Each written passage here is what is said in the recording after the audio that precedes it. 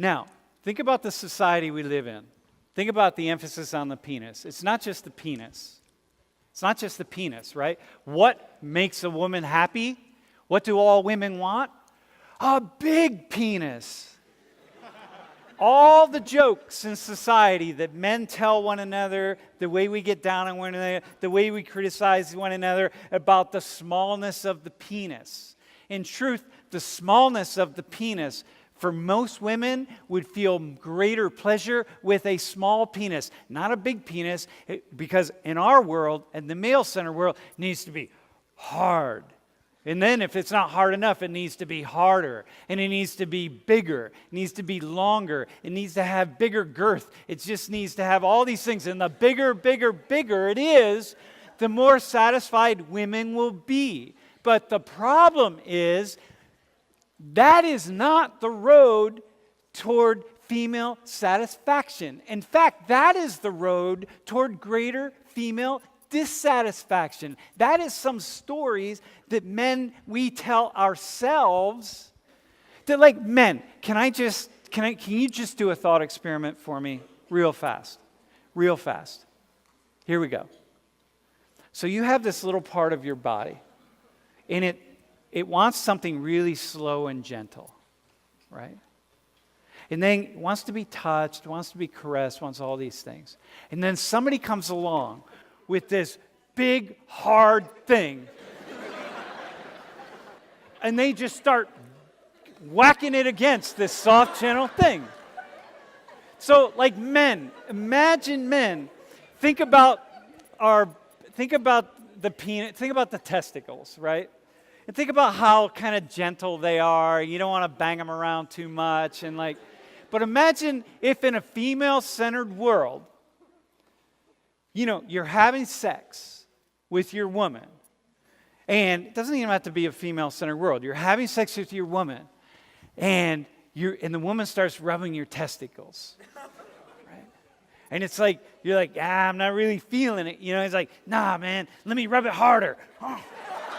And then he's like, nah, man, I'm not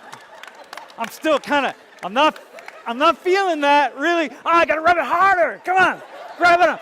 Punch it, grab it, twist it around, whatever you got to do, It's like, thrust harder. And it's like, dude, listen, you got to relax here a little bit. That's not going to get me where I need to go. That is the equivalent of what heterosexual women experience on a regular basis. Cool? Good dude. How we do?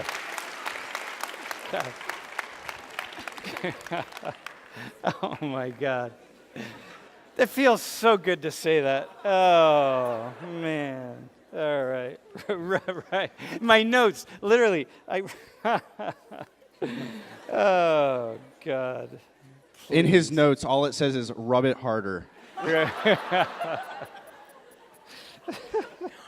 It's totally true. Oh, go to the next slide. Dude, listen, I'm going to let Lori say. Lori, you get. Go ahead. In fact, no. You're going to say this, and I'm actually just going to sit down and allow you to just vent for a hot minute about men.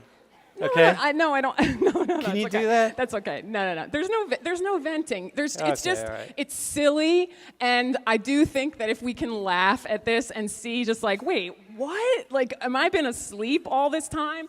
I mean, I feel this too. Like the scientific world, female orgasm elusive. Elusive. No, it's not.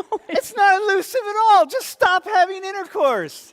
Just stop demanding that women have an orgasm during intercourse. It must be normal. If 75% of women in the world do not have an orgasm during intercourse, they are the normal ones. My wife, Lori, is the normal one. She's on normal side. The bell curve right here, she's in the middle of the bell curve. She's normal. So it's like, female orgasm, elusive. Oh, there's something wrong with me. So the research, what's wrong with women who can't have an orgasm during intercourse? What's wrong with men and women that they can't see that they're living in a male-centered world? Or that intercourse is just one part of a sexual encounter, and that when we come together with our differences, and this applies to every difference you can think about on the planet, we don't just pick. we don't just pick one or the other if we want to have inclusion, right? We find a way to work together. We find a way to collaborate, right? That's it. So we have sex, and it has parts for you and parts for me. Right? Seems so simple, and it kind of is. But what's so interesting is that our minds, some people will say, are colonized, right, by society, and we just live. We don't think about it, right? And what we're saying is, if you think about it, wow, you can see so much. And if it's true in the most intimate places in your life, it's true, we're suggesting, in a lot of other places, and you can connect this to every other standard or inequality that you can think of. Ready? Here we go. You ready? And we're going to go I there. get to say this. Women, how do you think you're going to be equal in the boardroom, equal in the workplace, equal in the office, if you can't be equal in the bedroom, in the most intimate moment?